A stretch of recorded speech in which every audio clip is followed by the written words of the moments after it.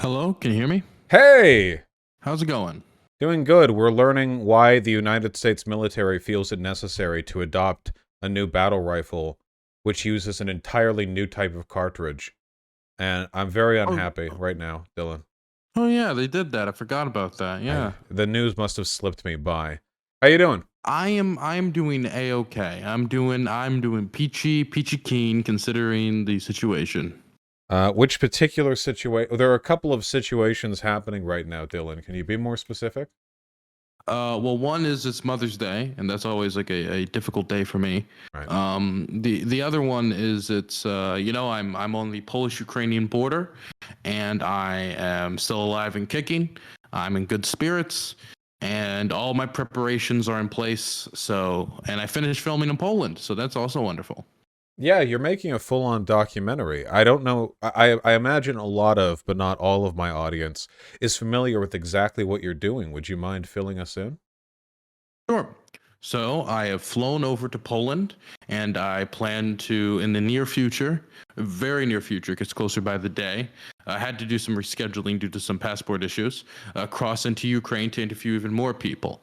My goal is to highlight the civilian cost of war, exactly how destructive the war has been. I think usually how these documentaries work is they cover warfare and battles and the moving of the front line, and I want to give a more civilian infrastructure, kind of the main victim of war being civilians and their homes approach of this documentary. And so I've interviewed a lot of Polish government officials. I've interviewed mayors. I've interviewed the local Polish work office. I interviewed the former Deputy Secretary of State of Poland on Polish foreign policy. I've interviewed a lot of Polish locals. I've interviewed Ukrainian refugees from the East. And I feel that is now necessary for me to get even better interviews for me to enter into Ukraine. Right now, I have 15 to 20 hours of footage. I have enough footage to make a documentary out of what I have already, but I feel that going into Ukraine is necessary to make it the best documentary it can be.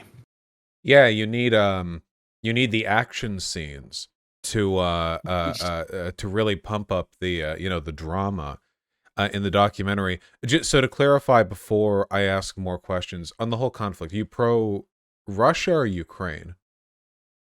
Ooh, ooh, you're asking the tough questions today. Ooh, Hmm. yeah. Is China's not involved in this one, right? I can't be pro China here. No. Well, Okay. Well, then I China's guess I'll kind just. of China says that they just want a return to peace and stability in the region. So I think they're being very Christ-like in that respect. Okay. I'll take the Iranian state position. Whatever they said, I'll take. Okay. But no, yeah, I'm pro Ukraine. I'm very pro Ukraine. I've been very open with the fact that I'm extremely pro Ukraine. I'm not going to pretend in my documentary that I'm not pro Ukraine. I am pro the country that is getting invaded and having its population raped and murdered. That is completely fair. Yes, we have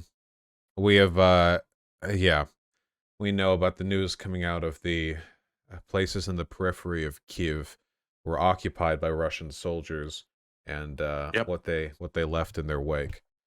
I guess if anything, they've given credence to the Ukrainians referring to them as orcs leading into the invasion. Yeah, I personally try not to use the term because I feel that it's very easy for me, having heard the stories I have heard and having done the interviews that I have done and seen the footage that I have seen, it's very easy for me to dehumanize people. Definitely those who have done the act, and I want to. I'm trying to do my best not to do to my own mind. It's more difficult now than ever. It also But I'm feels trying. racist. That term feels, even if it's an anti-Russian thing, and you could say that's an ethnicity, because it's not like a race thing for Ukrainians. They're pretty similar people ethnically, really. Yep. But it's got that vibe to it. But I get that. I'm having a Yeah. tremendous It's amount of like if fun. it's like if I said Russian dogs, you know. Yeah, it's it's fine. I'm having lots of fun dehumanizing Republicans over here in the wake of all this anti-abortion stuff. So we're doing our best out here, Dylan. Fantastic. I mean, I'm not gonna be the one going around to Ukrainian refugees and like tone policing them. Like, hey, I know your uncle was just blown to bits by a Russian airstrike, but could you try to not use the term orc to describe the person who killed your uncle? Like, I'm not gonna be that guy. Yeah, you need to be the stereotype of like the Western paternalistic progressive who goes around the poor, benighted, unenlightened Ukrainians and reminds them of how hurtful their life. Listen, okay, Putin isn't going to hear you call him a bitch, but your wife will. Think twice before Bro. you use that language. Very, very true. Unbelievably true, man. Oh my God, man. One of the questions that I've been asking a lot of people is like, after I've asked all the other questions, I'll ask them, what do you think of Vladimir Putin?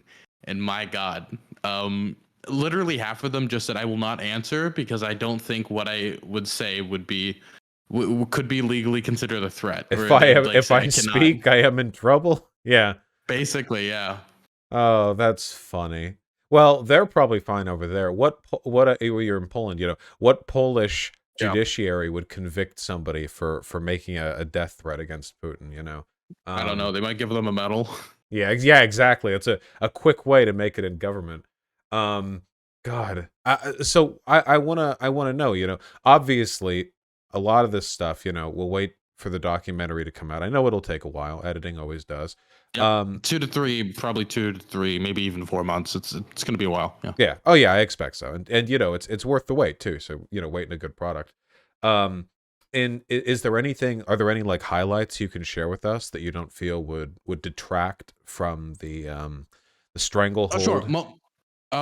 Sure. I'm fair. I'm perfectly fine sharing a lot of what's in it. I think what happens in Ukraine is probably going to be like the lion's share of the documentary anyway. So I want to make sure I talk about as much as I can because a lot of this isn't going to make it in it. I mean, I already have 20 hours of some footage, right? And I got to file this down to an hour 30. And I'm going to probably end up having 60, 70, 80 hours of footage. So there's so much to talk about. I would say one thing I could highlight is that I would say that a lot of people are giving a lot of praise to Poland. And when you hear that, and I agree that a lot of praise should be given to Poland, but that praise is then leveled at the government, right? Like the Polish government should be praised. And I want to emphasize that I think that's the wrong approach.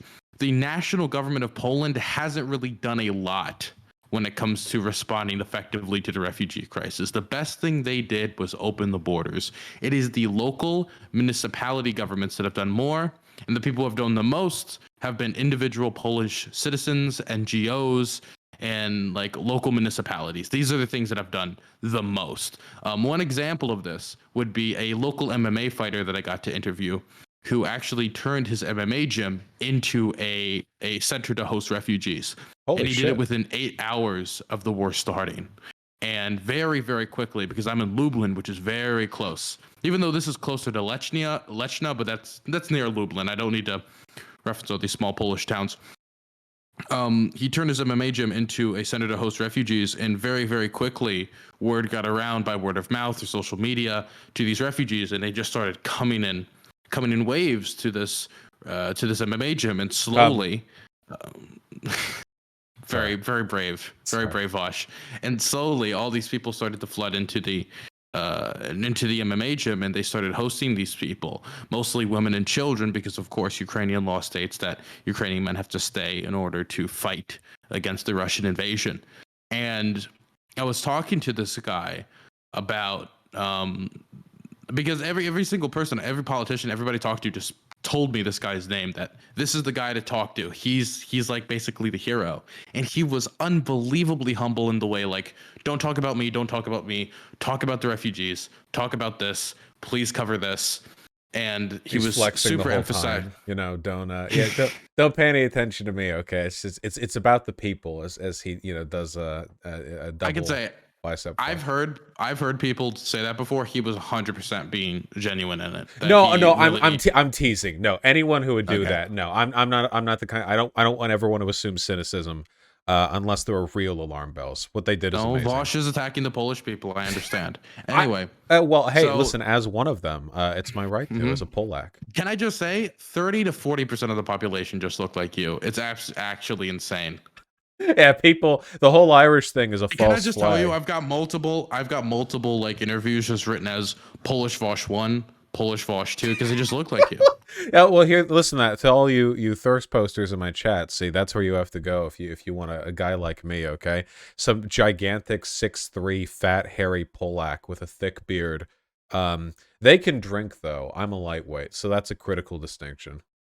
They can very, very much drink, and the liquor is extremely cheap here. Mhm. So I'm interviewing this guy, and he's giving me a lot of like emotionally charged answers, very good answers about how the trauma that the kids have experienced, and these parents not knowing how to explain to their kids exactly what's going on, and how difficult it is for these mothers to be away from their husbands who are back home fighting. And I remember eventually, and this is, you know, an MMA fighter, MMA trainer who has trained fighters who have gone on to fight in the UFC. And I remember finally getting to the question of, after he gives me a lot of really good detailed answers, I get to the question of, so what do you think of Vladimir Putin? And he just kind of, and I remember, I don't even fully remember the full answer he gave me, but I remember it being very violent. And eventually he just took out his phone and he just showed me a picture of Vladimir Putin hanging that he just had on his phone. Which he He said, did. He had just hung Vladimir Putin and taken a photo of it before returning back to his gym. he pointed to this picture and said, this is my policy on Vladimir Putin. You know, they're all like, all of the Ukrainians and Polish people are like, every night they're dreaming of it. You know, it's like a Saw film in their mind. Dude, I mean, if you look at my Twitter today, like there's art everywhere of like of Vladimir Putin's just head being cut off, or Vladimir Putin dressed up as Adolf Hitler, or just like multiple like depictions of the man getting like run over or shot. I mean, there is so much anger towards Vladimir Putin, and which I think that is interesting for, I think, a lot of Polish people to find this response, because the history of Ukraine and Poland is extremely complicated, and that there has been a lot of hatred between Poland and Ukraine, and militias who have killed Polish people and militias who have killed Ukrainian people as they have fought, you know, to establish where exactly the border lies. And so, in fact, that's why a lot of the far right nationalists in this country, those are really the only people I can find in this country that are not for taking in refugees and don't support Ukraine, or the far right nationalists who point to that history to say the Ukrainians didn't help us. Why should we help the Ukrainians? It's interesting to me that you say the Polish government has not done much. The hatred is with the people, because that tracks with what I've heard. You know, the people of Poland, With the exception of municipalities, which caught up a lot faster. The local stuff, but as I understand it, you know, the Polish and the Russian governments have always had a terse but mutually beneficial relationship for a variety of cultural and economic reasons. And a lot of it has been, the impression that I've gotten is that it's the Polish national government going like to their people, you know, okay, like I know, but let's work with them, and Putin trying to work within that. And my guess is that right now the Polish national government is hedging its bets a little bit with regards to its behavior, but like the people of Poland despise Russia. And who could blame them, right? I mean, how much time have they suffered occupation? You know, it's not at all unreasonable for them to feel that way. I think it's a few things. I think one is that it's very difficult to have a national centralized response to a refugee crisis that just sort of pops up, that not a lot of people were expecting. I think one lesson that I've taken away from this is that countries should have plans like this in place if there's even the slightest risk that a war might break out in advance, and it needs to be a centralized response, centralized data systems, so you can actually get people to the homes all across the world. Like once they enter the country, you know exactly where you need to send this person for them to have a warm bed and like a warm meal. That would be like a big lesson that I've taken away.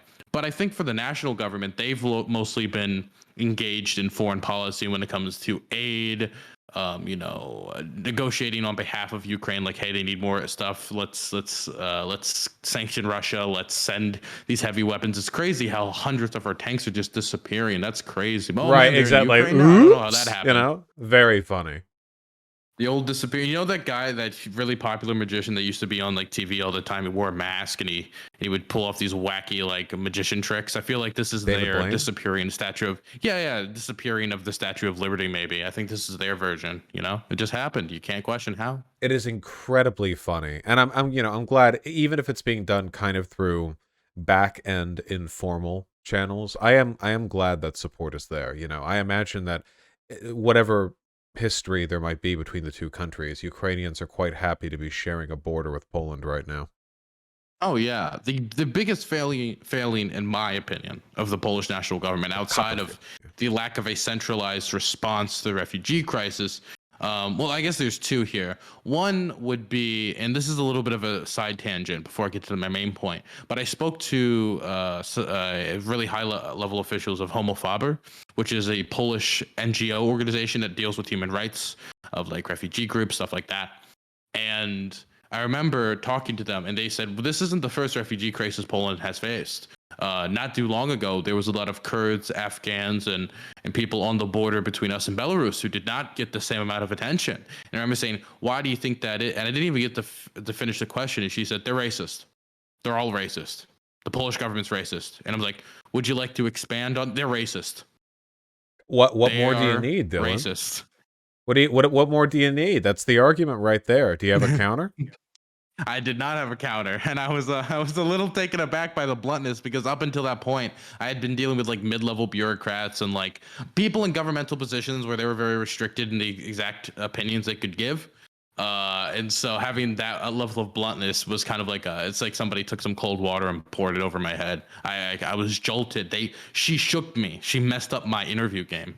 No, it's good, and I think that I'm sure once you get past the bureaucrats, Central and Eastern Europeans, I think have a penchant for being a bit more direct. I think it's like sort of ubiquitous in their culture as well. I wish that the average person here in America had the same passion for political opposition that people in Poland and Ukraine have right now for their invaders.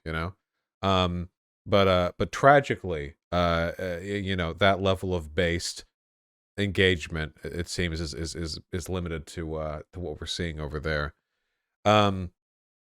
Did you see anything while you were over there that oh wait, no, actually you did, because I remember this is an anecdote that I got from somebody in chat. It was too specific for me to feel like it was a lie.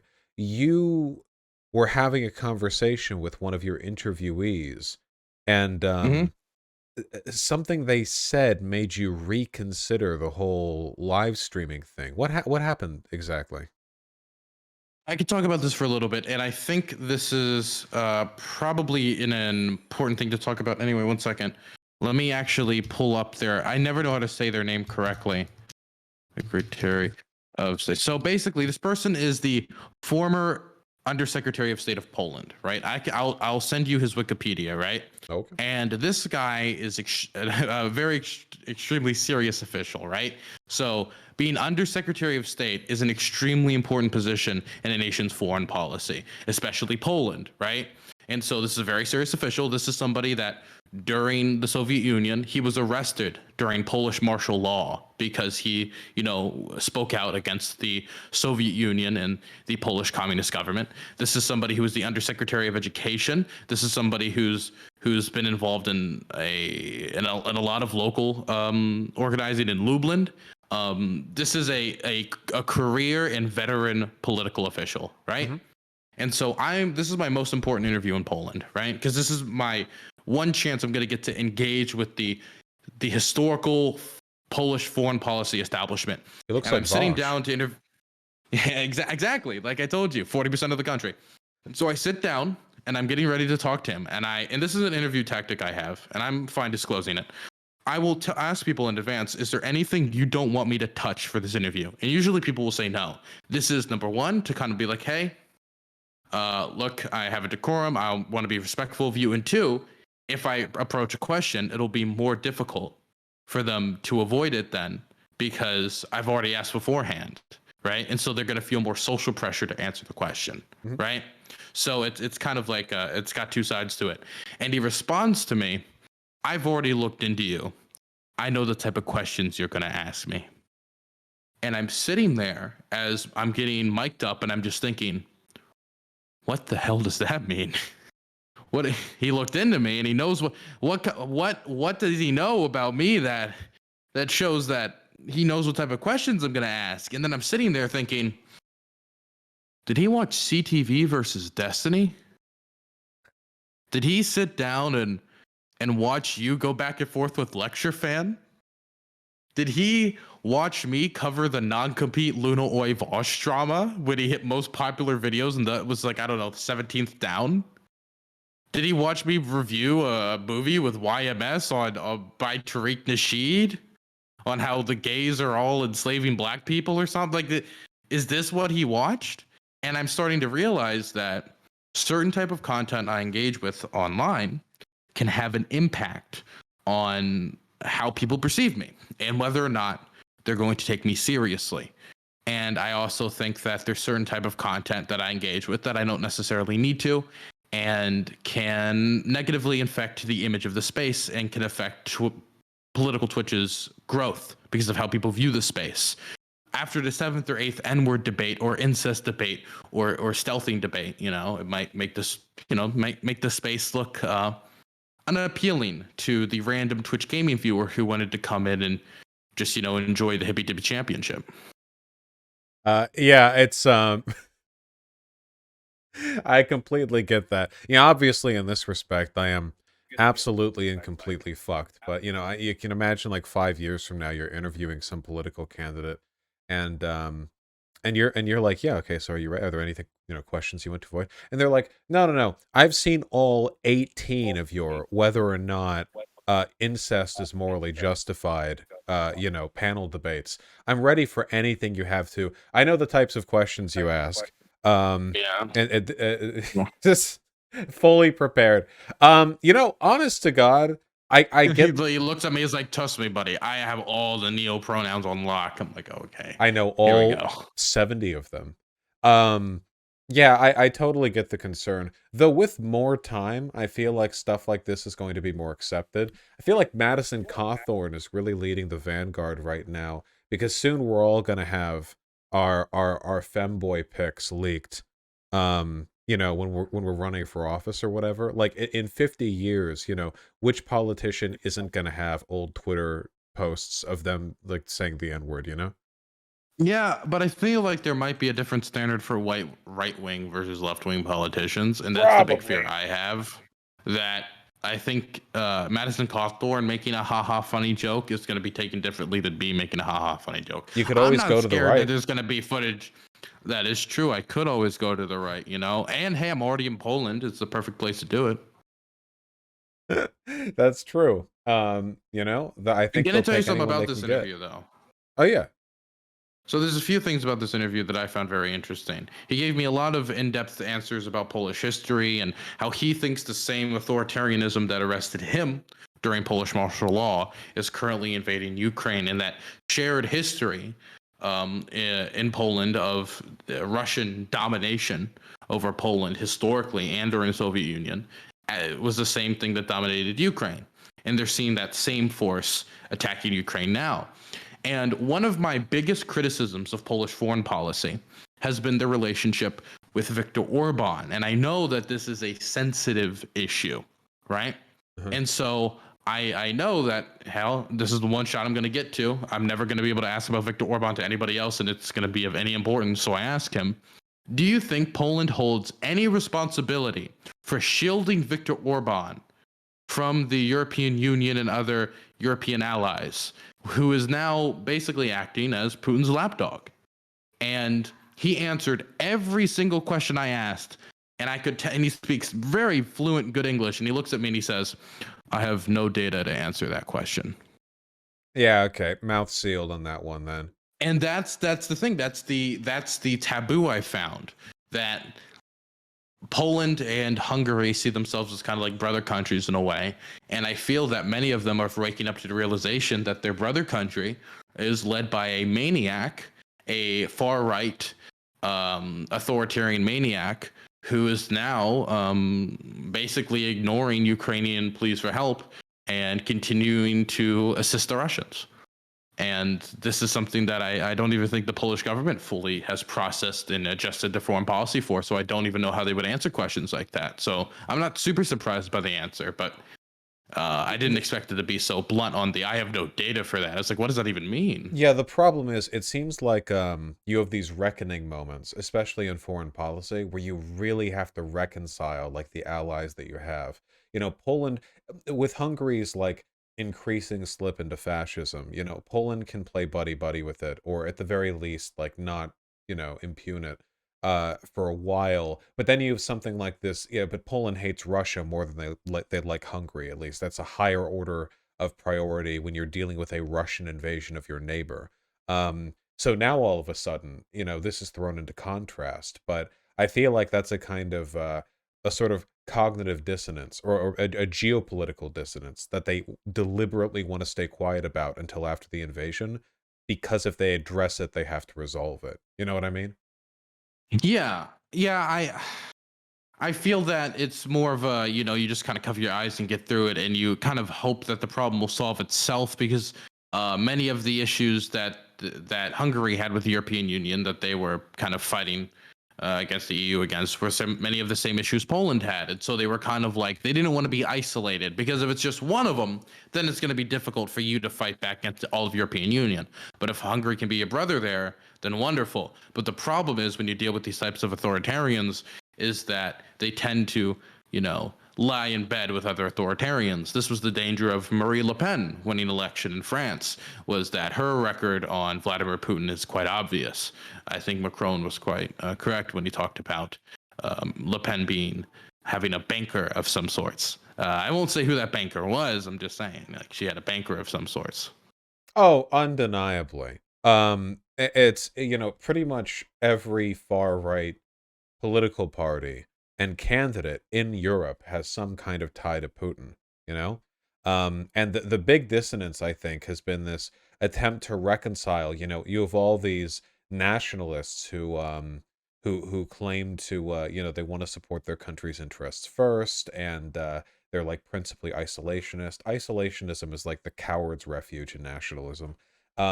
And then Hmm. and then you have, you know, the Russian invasion, and then all of a sudden, you know, they're either quiet about it or openly supporting Putin, which would feel like a contradiction in you know, in their principles. But no, they were really only isolationist because it gave a kind of political cover for not doing anything favorable with other liberal democracies. As soon as it's a country like Russia, then, you know, whatever. Um I don't know. Yeah, hopefully this really throws Orban and other countries and leaders that have supported Putin into disfavorability more so than before. But I don't know. It's possible it just gets sort of thrown under the rug. I'm hoping that to be the case. I mean, I think it's very clear that if you're somebody who stands with the Russian invasion, it seems to be, and this seems to be a dead ringer almost every time, that if you stand with the Russian invasion of Ukraine, you're an authoritarian. I mean, it's almost true every single time. You're either an authoritarian or you're just an extreme contrarian, right? You can be an authoritarian of different levels. You could be a theocrat of some sort, and you like the fact that the Russian state is so tied to the Russian Orthodox Church and their views of homosexuality and other things. By the way, if you think Russia is the trad-based country, I would like to ask you, where did crocodile originate? What is the percentage of drug addicts in the Russian Federation? How is the Russian Federation all-out war approach, which is even more severe than our all-out war approach on the war on drugs? How has that worked? How did these trad-based values come into effect when Russians are dropping dead in the street from drug abuse? Very trad, very conservative, very successful. But I think a part of it is authoritarianism. I think a part of it and that allegiance to that. I think some people it's contrarianism. They just see everybody with the Ukraine flag in their bio, and so then they assume, well, that's the position everyone takes, so that must be the wrong position, right? And it gets you attention, like that crypto bro. You've seen the crypto bro, right? Who originally was like, I support the Russian invasion. Yes. Ukraine system. I forget. You probably know exactly who I'm talking Yeah, about. yeah, I He's made the saw him. full He got cycle. lambasted by his community. Yeah, it's pretty funny. Yeah, yeah. So I think there's a few like opportunists and contrarians like that. Um, I think, and I think there's also like I would say that's the majority of them really. So I think a lot of the people who tried to paint themselves as lovers of peace and prosperity, and that's why they were in opposition to the Iraq War, like both of us, I assume, were as well, why we both support lifting the blockade on Yemen. But then when it comes to this, all of a sudden, burn, baby, burn, drop those bombs, drop those bombs. It's almost like there wasn't a consistency in this kind of pacifistic viewpoint, really.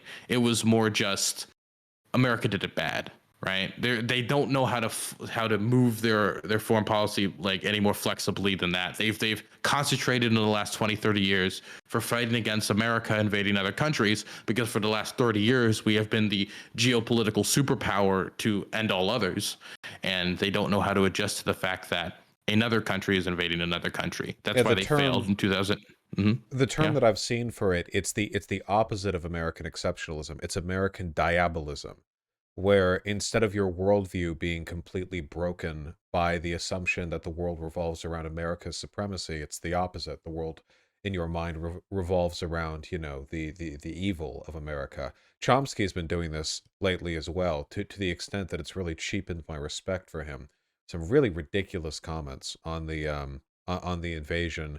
I think just yesterday, he said something like America's invasion of Iraq wasn't justified. True. Russia's invasion of Ukraine was. Less true. I haven't heard that. If he said that, that's absolutely ridiculous. I think, or it was something like comments. Had a justification. Oh no, it wasn't. It wasn't justified. Provoked. Sorry, my bad. Yeah, thank you. It was provoked.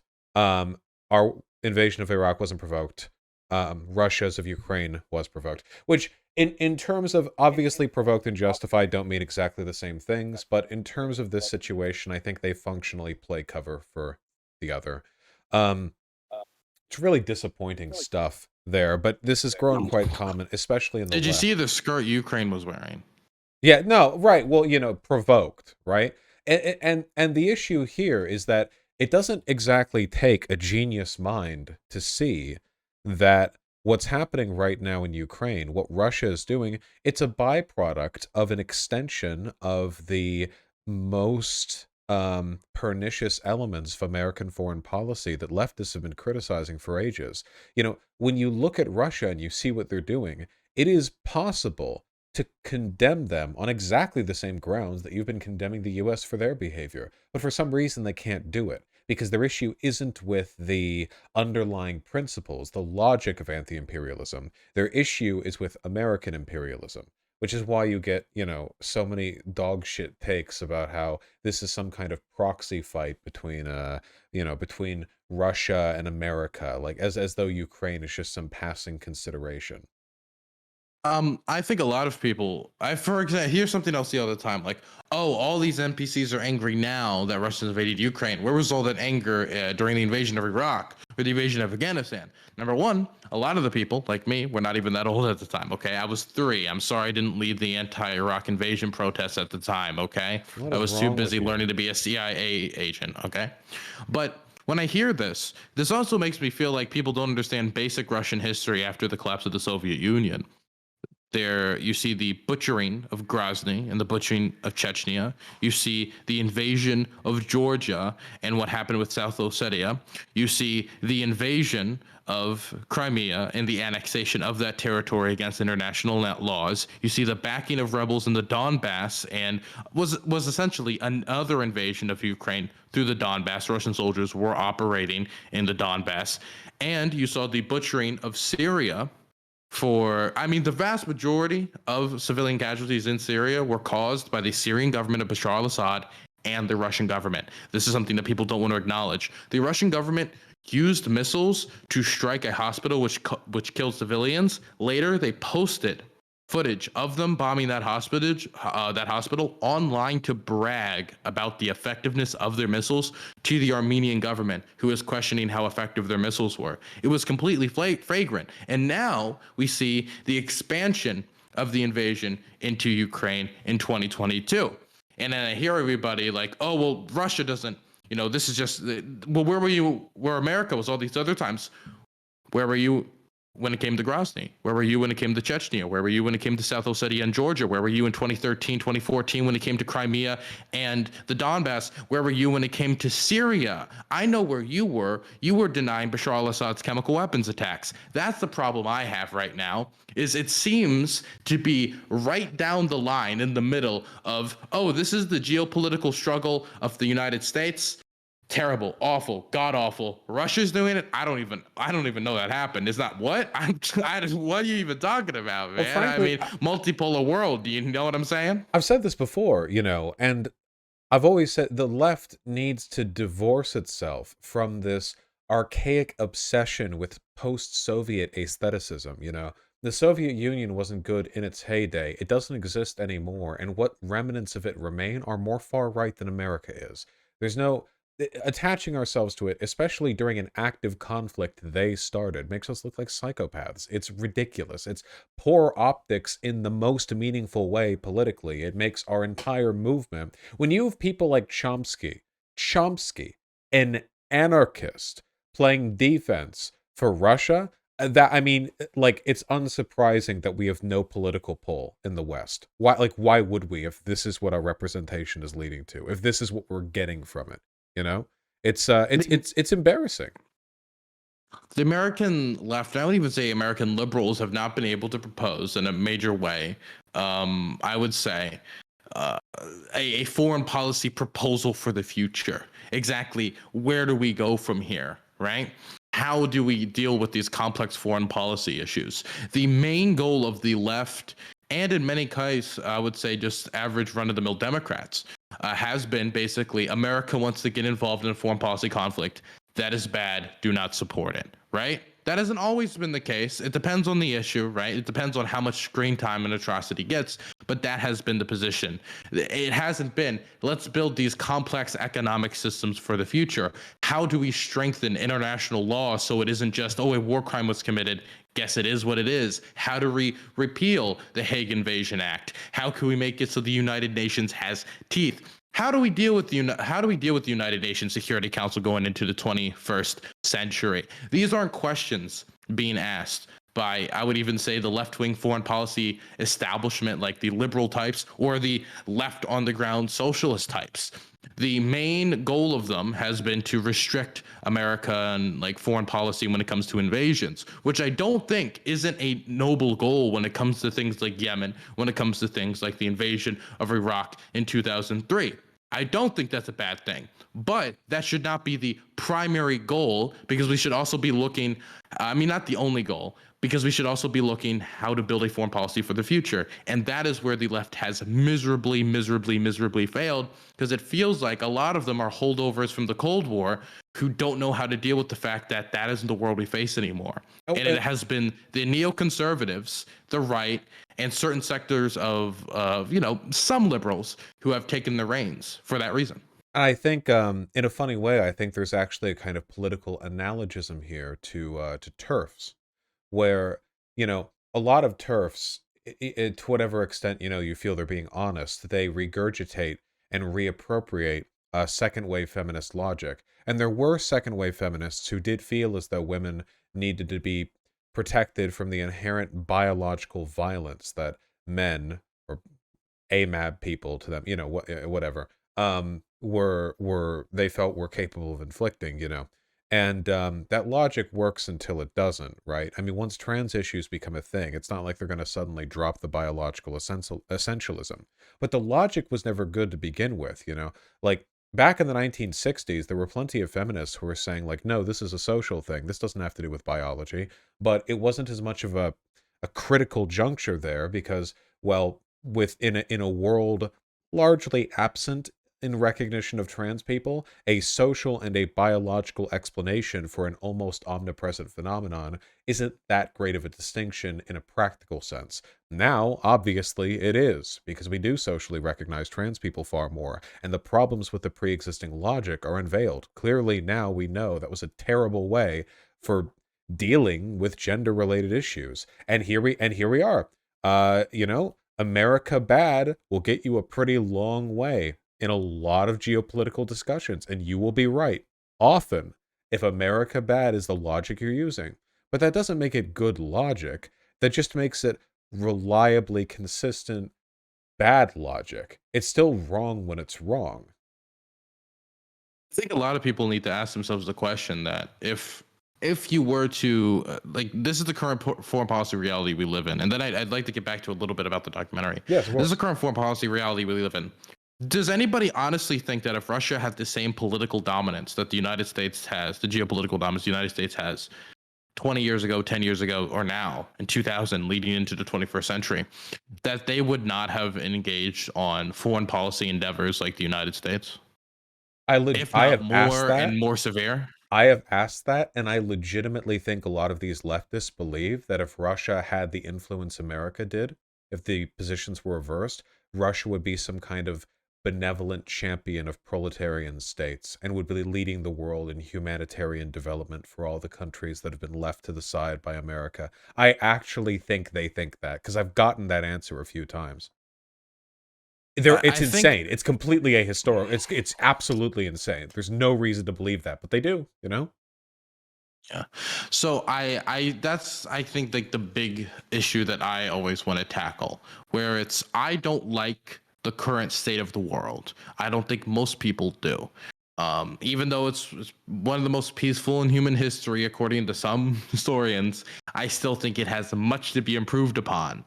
And so for me, that improvement is not America gets less powerful, Russia gets more powerful, therefore we have more conflict, Cold War 2.0 baby, or same thing with China. My improvement isn't the replacement of one geopolitical superpower with three who will now combat amongst multiple lines. It is, I think, the building of an international order based in some international law. I know how to make that order? No way whatsoever. But I think it's something else has to be created outside of this idea of either a hegemonic superpower like the United States dominating everything, which will act within its own self-interests, and replacing that with Russia or China. Or this idea that we have three superpowers, multipolar superpowers, that are going to be fighting amongst themselves for power and influence forever, which will just cause proxy conflict after proxy conflict, right? I think something else has to be proposed if we're going to be moving forward. But this feels like it's a little wider than the aspect than what the documentary is going into. Of course, we're talking on the subject quite broadly. Tell us more about the documentary. I'll talk a little bit more about some interviews that I did. Mm-hmm. So another interview that I did is I went to a local Ukrainian, local Polish preschool. And I went in there and I interviewed the headmaster of the preschool. And they gave me a lovely tour around the preschool where I got to see the kids. They even served me some borscht, and it was very nice. I really liked the borscht. And then I sat down for the interview and I started asking a lot of questions. And one thing that I had to reiterate was that earlier, and I wanted them to say it on camera because they said this off camera, was earlier while on the playground watching the children play, she told me that there are times when planes will come overhead over the playground and you can tell apart the Ukrainian and the Polish children, the Ukrainian children that are being hosted there, by which children will duck and get on the ground and start shaking. The Russian army has taught these kids through violence to be scared of the sky, to be scared of the sounds of planes, to be scared of jets, to be scared of basically whatever is above them. And that type of trauma placed in childhood can stay with people forever. And then we had a very lengthy conversation about the psychological resources that are being provided to these children. Many of these children don't even know what's happening, right? They're too young. They're too young to really know that Russia has decided to invade because of, et cetera, Azov battalion, et cetera, whatever. They don't really care. All they know is that metal bird killed my uncle. That metal bird blew up dropped something that blew up next to me a few weeks ago. I'm scared. I see a metal bird again and they drop down. They know they're away from Ukraine, but they have no clue just exactly how safe Poland is. And then I remember I interviewed somebody else at the local cultural center, and the same thing was told to me, that they were hosting a cultural event for Ukrainians near Easter, and a plane flew overhead. And once again, it was like the whole event stopped even for the adults too. This is something that isn't just drilled into children when it comes to the psychological damage that is done by the war, but this can also obviously have an effect on adults as well. And so on 2 occasions, I had 2 separate people tell me back the just simple things like that away from the front, how it can have devastating psychological impacts on young people who have no idea even what's going on with the war. Yeah. It reminds me of that, I don't know if it was from a Vice documentary. I don't remember the context in which it was said, but it reminds me of that, was it an Afghan child? God, I forgot so many of the details, but saying that they prefer cloudy skies to clear weather because drones can't fly Yep. in cloudy skies. Or at least they can't do their strikes. Yeah, it reminds me of that. Yeah, the consequences of stuff like this, the war, this is going to be unique because the war in Ukraine will eventually end. I don't think it's going to draw out that long. Historically, wars in the modern world have gone on for 5, 10, 20 years. I don't think it's going to last that long in terms of direct engagements, but the antagonism born of this conflict will persist for literal centuries as all of the people who had to flee Ukraine tell their children and their grandchildren about it. I mean, that's going to last a long time. And normally when this happens, we get to ignore it because normally the people who suffer these long-standing traumas from invasion are in countries that we don't care about. How much do Americans pay attention to the experiences of Vietnamese people after we left, or or what happens in Afghanistan or whatever? It just kind of gets relegated to the wayside. Here, it'll be much harder too, with how much has been invested in Ukraine, both monetarily and in terms of attention. So we're going to have this will have a long-standing impact on global political culture for a very, very long time. It absolutely will. Um, Man, I have so many stories I could tell. There's another instance, and I think Putin has killed any goodwill that could have been placed from Ukrainians onto the idea of like Russia is the brother state. The idea that, oh, there's this historical tie between Russia and Ukraine, and hey, I'm a Russian-speaking Ukrainian and Kharkiv, and I have some sympathies for the government, and da da da. All of that is dead. I remember people telling me, Dylan, interview Eastern Ukrainians, you Western dog. They will give you the real conflict. Of course. All of the refugees I have interviewed up to this point have been from the East, and every single one of them want Putin dead on a stick, right? Every single one of them have zero sympathy for Vladimir Putin. I remember talking to this one Ukrainian mother named Roxanne whose husband is on the front fighting currently, who said that she wants to go back to Ukraine to be with her husband to fight, but can't because somebody has to stay with the daughter. And she basically wished nothing but death and destruction upon Putin and was saying everything against like Zelensky better not like Zelensky should not concede to the Russian invasion. And I interviewed and asked her, and I asked another Ukrainian woman refugee, these 2 women, about and this is an ever-present issue, definitely as we're getting more and more reports coming out about. Yeah. Sorry, I'm just trying to think. Yeah, it's really, really difficult. It's very frustrating, especially in conflicts like this. The knowledge that you don't actually know what a given group of people, especially people living under conflict, actually think about something like this. Like the people who have defended Russia. Dylan's audio cut out? Hello, Dylan? I assume Dylan just stopped sort of abruptly, which is why I was caught off guard there. It seems Dylan's disconnected a little bit. They got him. They got him. At least he was able to get the word out beforehand. I don't know how reliable internet is in the setup that he has. It's possible this is just some rolling instability.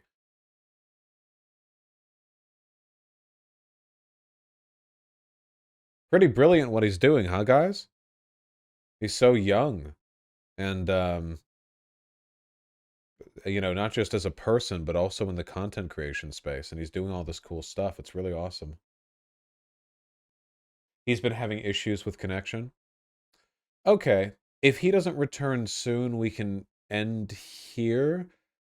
Though, to be fair, we did get to talk about quite a lot, so it's not like we're cutting out 3 minutes into the convo. You know, I'd always prefer to have a proper, a proper goodbye. But I guess we'll give it a hot minute. Will you go to Ukraine? Go back to Kharkiv? Yeah, yeah. I do think it would be interesting to go to Ukraine sometime after the war is over, you know? I've spent so much time talking about it, more so than, to my knowledge, any other country outside of America.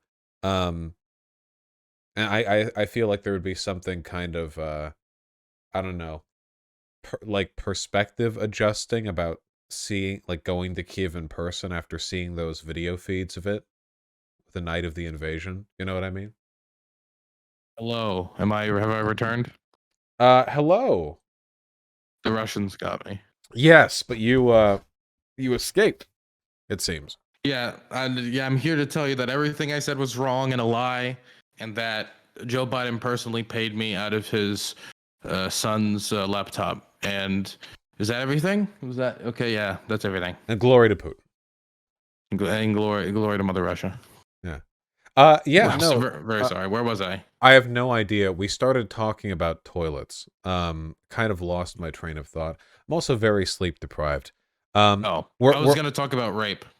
Oh, fun. What a wonderful transition. We're coming up near an hour's time, so as not to oversaturate the delicate minds of my incredibly dumb baby audience members. But yes, tell us about this wonderful closing subject you've chosen, rape. I've chosen this because a lot of people have denied this, but I wanted to talk about how this is ever present in the minds of Ukrainian women. The two Ukrainian women that I've interviewed, both of them, when asked about rape, talked about how it was a constant fear for them and other women they knew, and that the idea of being hurt in that way by a Russian soldier was probably one of the largest fears that they had. And as we get more and more reports, and we're having more people review the psychological damage and physical damage put upon Ukrainian women before many times being executed, it is clear that the Russian army is gang raping. And I want to be specific about the type of rape that is being used in the majority of these instances. Gang raping Ukrainian women, either as a tactic of intimidation or whatever. In many of these instances, the Russian soldiers seem to be drunk and executing, as I would say, pure unit discipline. And in one instance, I was talking to a woman from Kharkiv who has told me that she's had multiple close encounters with death, with missiles landing close to her. And she's a school teacher, about 3 years older than me. She's like 25. And she's scared most of all for the safety of her students.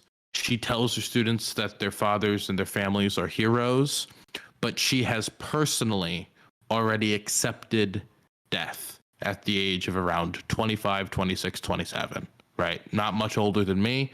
Possibly, I think, a little bit younger than you, Vosh. Just right? a bit. And just a little bit. And one thing she told me was that her family keeps Molotov cocktails from the start of the war at their door in case Russian soldiers ever tried to enter their home. So they could use said Molotov cocktails to, we would both assume, not much effect, but to some effect possibly, against Russian soldiers trying to break into their home, so that they would not meet the same fate as many other Ukrainian women had met. The Russian army, and when is an army of rapists, marauders, looters, and animals, who have treated the Ukrainian civilian population as target practice and meat in a butcher shop. And I don't want that to be underemphasized as we continue to have the full reports of the death toll come in, which we'll probably never know until much in the future exactly how many people have died. But with estimates around Mariupol just being 25,000 dead alone, who knows how many rapes and murders will be unreported forever, due to the fact that the Russians have been able to cover up that rape or murder better than what they did in Bucha, for example. And so I just wanted to say that I think that talking to these people are very important because they are the ones who can give us a on the ground perspective of exactly what is being done to Ukraine right now. With moving back a little bit to people's American diabolism, I think that I think there's a remarkable contrast that we can see here with the discipline and disposition of these of like respectively of our militaries. What was that, Abu Ghraib? What was that prison in Iraq? You got to help me here. I don't have the best memory. It's been those photos. I can't pronounce it. I can't pronounce it either. But you're talking about the triangle photos, right? Right. It's like Abu Ghraib. That like was Abu a Ghraib. huge scandal. Tons of torture. Yeah. When it got leaked. Okay, this is like a Wednesday for the Russian army. There aren't there's no part. And the funny, this isn't even. I think it's Abu Ghraib. I forget exactly how to say Abu it. Ghraib. Something like that. Ghraib. I can't pronounce anybody's name. Ghraib. I think it's Ghraib. I could be totally wrong. But this is like a Wednesday for the Russian military. Over the past 30 years, basically every area the Russian military has been through, there's just been a cavalcade of stories of rape and civilian mass graves afterwards. It is the degree of difference is astonishing. And when this stuff gets revealed, over in they don't care. It's like they don't try their soldiers. I was talking with Horsme, a Ukrainian in my community who's been who's still alive to my knowledge, and he, from what he's talked to, who he's talked to, what he's seen, he was talking about how they basically they kind of promote off of it. Because part of this is just the morale game, right? The rapiest Russian soldier is the guy out there on the front, the loudest guy. It's almost like a testament to their dedication to the war effort and to demoralize the opposition. The degree the Russian military conducts itself in a manner which is unique, I think, in modern developed countries. It is incomparable. To I guess what we've seen in terms of the expected discipline of our military forces. We're going to keep seeing stuff like this happening, and the longer this conflict draws on, I wouldn't be surprised if we started, at least after the war is over, we hear reports of mass murders and rapes in the Donbass region, in areas the separatists controlled, because the soldiers just raped people while they were there anyway, even though they weren't even technically in contested territory. The faster this gets brought to an end, the less of that we're going to have, which is another reason why we should be sending nukes over to Ukraine right now. Every nuke we have, actually. Just have them sort of lined up on which is a view that Dylan Burns endorses. Just every nuclear weapon. No. I do not endorse this. We should arm them, though, with non-nuclear weapons. Yes. Aircraft carriers I say aren't we nuclear. give them. You know what? I think we should go further. Actually, we should give them nuclear armed Lena Dunham and allow them to deploy Lena Dunham against Russian troops. Powerful. What? Okay, listen.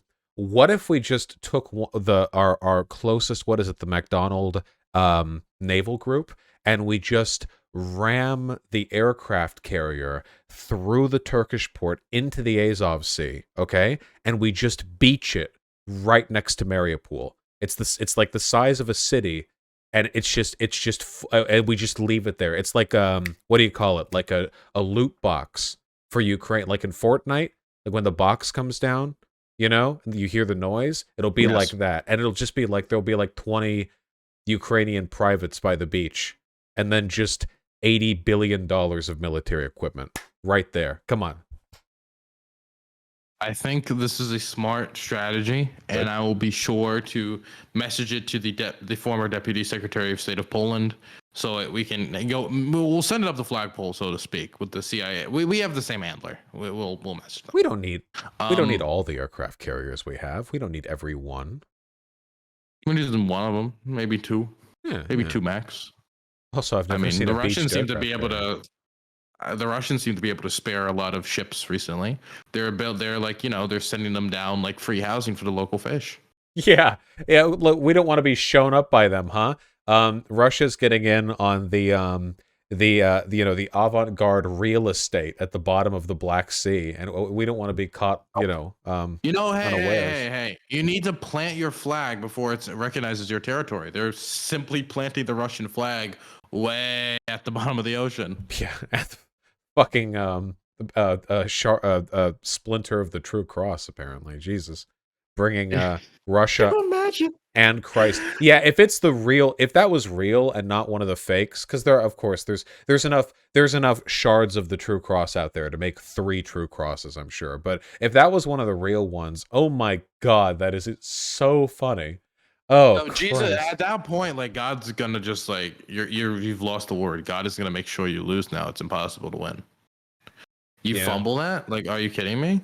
I really feel like more like religiously oriented militaries should hedge their bets on religious artifacts, Like they're just Mm-hmm. like they just need to start loading up like goods from the Vatican, like religious artifacts onto our military equipment. It's like, if God wants us to win this war, they will not let this M1 Abrams, which contains, like a piece of the Sistine Chapel, to fall. I think we need to be more confident. And then when that gets destroyed, you just throw in the hat. Like, okay, good game. Okay. Yeah, good one. Wow. right, fine, okay. We know how this one will turn out. Sorry, can you tell I was Perfect. looking for levity after the Ukrainian women are terrified of being gang raped by soldiers bit, Yes, I can give you one non-death story in Poland. Oh, please do. And then Okay. we'll wrap up. Awesome. So homophobia is a major issue in Poland, right? And so I was walking home from a restaurant with my editor Geek, and there were these people promoting this terrible strip club called Fascination in Lublin, right? I went and I looked at the reviews because I was curious. It seems to be absolutely god awful. And so I was walking by, and the first person comes up, and they're like, beautiful girls, beautiful women, beautiful women. I'm like, yeah, whatever. I'm trying to push them off. But these people are consistent. They're persistent, man. They want to bring me into the strip club. And they won't. This woman who's like, I don't know, like 5'4", 5'5" Polish woman will not leave me alone. And so after like 30 seconds of her just hassling me, I just say the first thing that comes to my mind. And I turn to her and I just say, I'm gay. And she hits an invisible brick wall. It was as if somebody just smacked her across the face and dumped an ice bucket on her head, right? She was just bamboozled. She literally stopped in place as me and Geek kept moving forward. And I looked back. She was standing in that space for like a minute. She just didn't. It was like she was just sitting there processing what happened. And so then I keep walking. Then a second person walks up, and it's the same thing. Beautiful girls, beautiful women, strip club, pole dancing.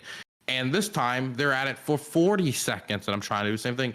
Go away. And again, I turn to them. I'm just like, I'm gay. And my editor, Geek, he's with me. He's my cameraman. He's panicking because he knows like Poland's a homophobic country, and we're in Lublin. We're in an area of the country that's semi-conservative, and he's like, we're like, Dylan, you're gonna get us fucking lynched. What are you doing? And I was, and again, hit an invisible wall. And after that point, I think I'm good. I think I'm safe. I think my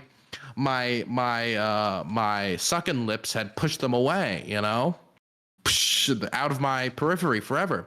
And little did I know that soon after that, a good 2 minutes later, a person walks up to me and he starts speaking Polish, and I'm like, "Mówisz po angielsku," which is I'm butchering it, but do you speak English?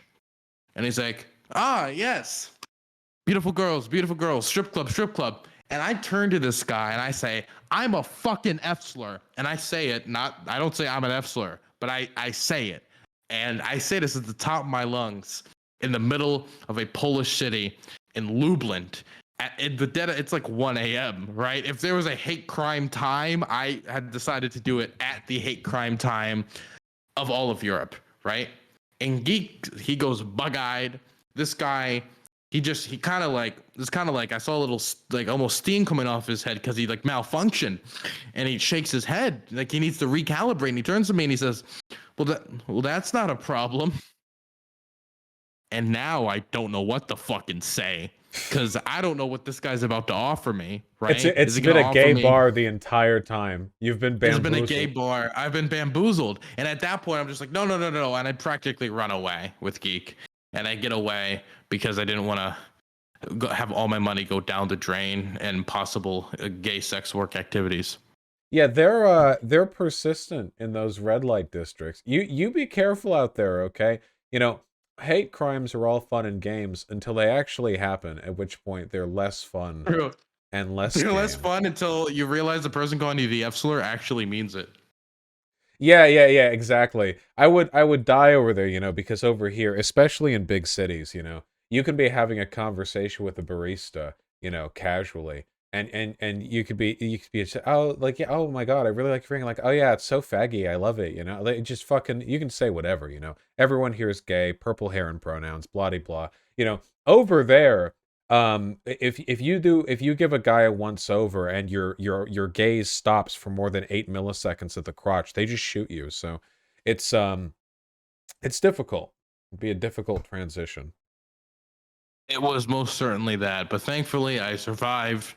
And I'm still going. Anyway, I don't want to keep you any longer. For everybody here, my name is Dylan Burns. You can find me at Dylan Burns TV. That's DYLAN BURNS TV on YouTube. And that's where I'm going to push today. I also stream on Twitch every Friday from 6 p.m. Eastern Standard Time to midnight. But I wanted to push my YouTube right now because that's where the documentary is going to go. And I'm funding the documentary completely out of pocket. It's a pretty expensive process, so I would appreciate if you guys, you know, subscribed, wait, and if you didn't like any of my other content, that's fine. If you just want to wait for my documentary and to watch it, I'd really appreciate it because I'm putting a lot of work into this. Again, that's DYLAN BURNS TV. Please go sub. Again, I would really hate for this to flop, okay, and get 10,000 views. I'd really want to make sure that all the people who have worked really hard on this project to see their work at least get some attention. I look forward to leeching it 8 seconds after it releases, watching the entire thing on my channel. Yeah, the live watch party, you know? You have to I'm gonna make sure to include as much gore as possible to make sure I get all the Twitch streamers banned. Hey, your YouTube, my YouTube. I don't stream on Twitch. You know, you got to get it on that content ID drip. So my channel gets flagged when I watch it. Maybe I'll just put ads for horse videos so like in it, so you can you'll get distracted. And, yeah, just triple the length of the documentary with fake sponsorships. You know, Raid Shadow Legends, that type of deal. Just make it an unwatchable experience for me. Absolutely unwatchable. Not a single horse in the entire documentary. Have a good one. You have a good one too. It's getting later for you, right? It's like 10, I think. It is about to be midnight. Gotcha. Have a good sleep when you get around to it. Thank you. You have a good one. See you later. Bye. Bye.